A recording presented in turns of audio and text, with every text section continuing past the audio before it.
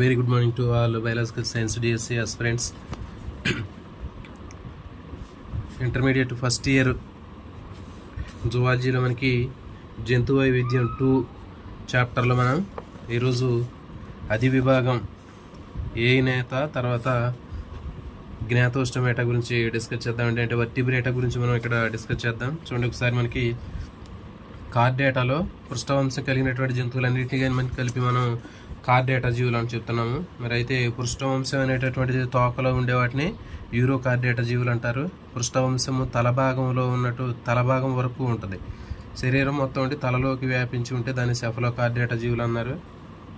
తర్వాత ఈ పృష్ఠవంశం అనేది వెన్నుముక చేత రీప్లేస్ చేయబడినట్లయితే వాటిని వర్టిబ్రేటా అని చెప్తారు. అంటే వర్టిబ్రేటా జీవుల్లో ఆ పృష్ఠవంశం అనేది పిండ దశలో మాత్రమే ఉంటుంది. ప్రౌఢ దశలో ఆ పృష్ఠవంశం స్థానంలో వెన్నుముక వర్టిబ్రల్ కాలం అనేది ఏర్పడుతుంది.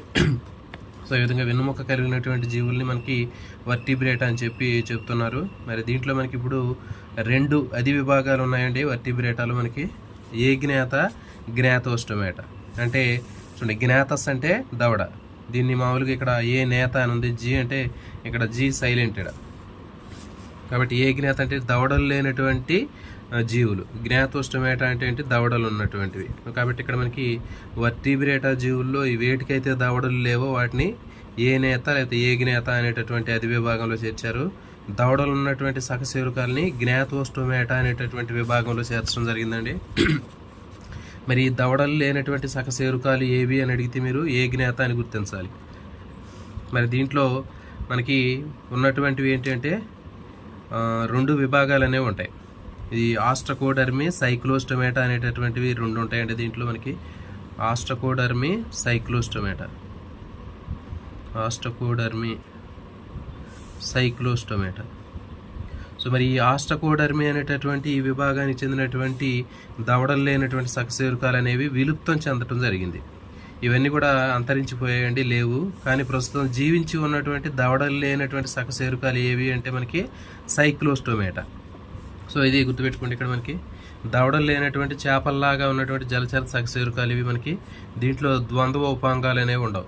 అంటే పృష్ఠవాజము, ఉదరవాజము, తర్వాత వీటిలో ఉరోవాజము, శ్రోణివాజాలు ఇట్లాంటివి ఉపాంగాలు అనేవి ఉండవు దీంట్లో. చెవిలో 1 లేదా 2 అర్ధవర్తుల కుల్యలు, సెమీ సర్క్యులర్ కెనాల్స్ అనేవి ఉంటాయి. ఇది గుర్తుపెట్టుకోండి. దీంట్లో 1 లేదా 2 అర్ధవర్తుల కుల్యలు అనేవి దీంట్లో కనిపిస్తూ ఉంటాయి.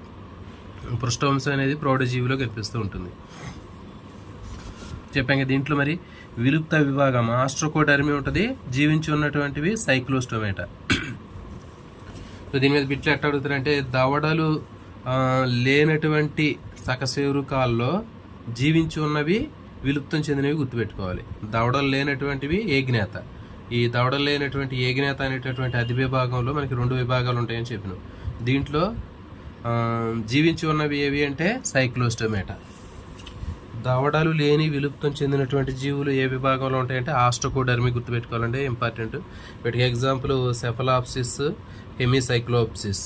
సో ఇవి దీంట్లో లేకపోయినప్పటికీ కూడా ఇవి వీటికి సంబంధించినటువంటివి. ఎగ్జాంపుల్ వీలుంటే గుర్తుపెట్టుకుంటే, లేకపోతే లేదు. మీ ఎగ్జామ్ టెక్స్ట్ బుక్ నుంచి ఎక్కువగా అడగడానికి అవకాశం ఉంటుంది.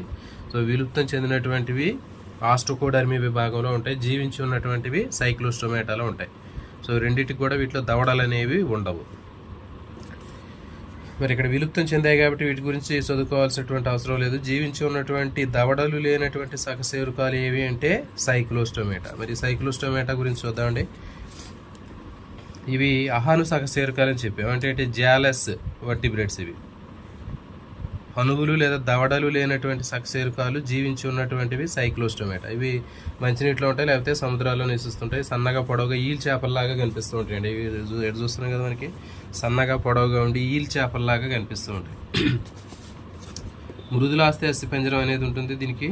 తర్వాత నోరు వలయాకారంలో ఉండి చూషకంలాగా పనిచేస్తుంది. ఇట్లా నోరు వలయాకారంలో ఉండి ఒక అంటుబిళ్ళలాగా పనిచేస్తుంటుంది, స్టిక్కర్ లాగా పనిచేస్తుంది.